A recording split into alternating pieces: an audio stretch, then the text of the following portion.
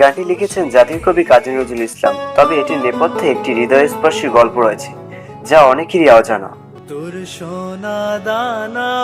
গানটি প্রথম গেয়েছিলেন বিখ্যাত শিল্পী আব্বাস উদ্দিন। ঈদ আসলে এই গানটি না শুনলে বাঙালির ঈদ মনে হয় অসম্পূর্ণ থেকে যায়। 1930-এর দশকে তখনকার ব্রিটিশ অধীন বাংলা, সেই সময় মুসলমানদের জন্য ধর্মীয় গান খুব কম ছিল, বিশেষ করে ঈদ নিয়ে।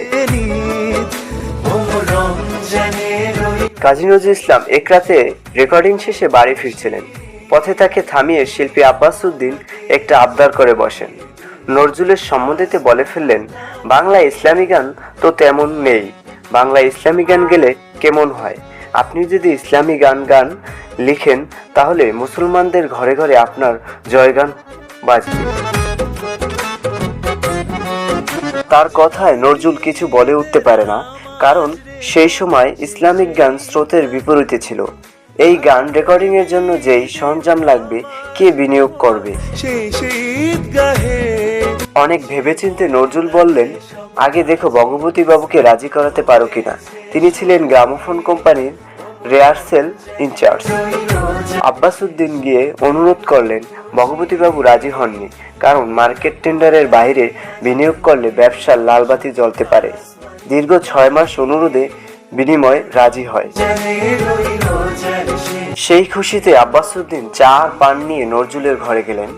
নজরুল চা আর পান নিয়ে একটা ঘরে গেলেন এবং খাতা কলম দিয়ে লেখা শুরু করলেন।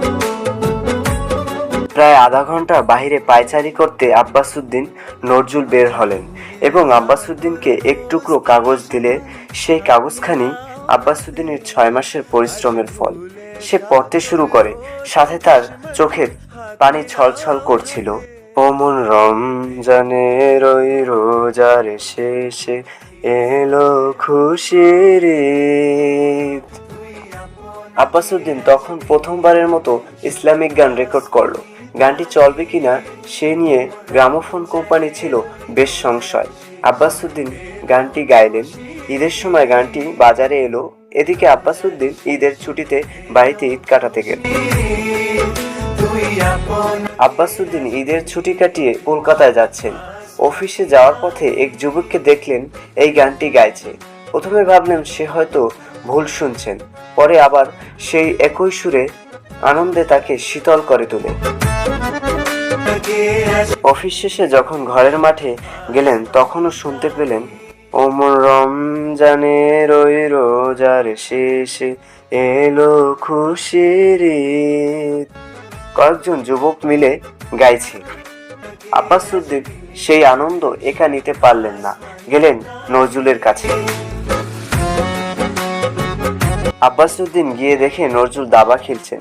তিনি দাবা খেলার সময় আশেপাশে তাকান না। সেই দিন আব্বাস উদ্দিনের গলার স্বর শুনে লাফিয়ে জড়িয়ে ধরে বললেন, আব্বাস, তোমার গান কি হিট হয়েছে।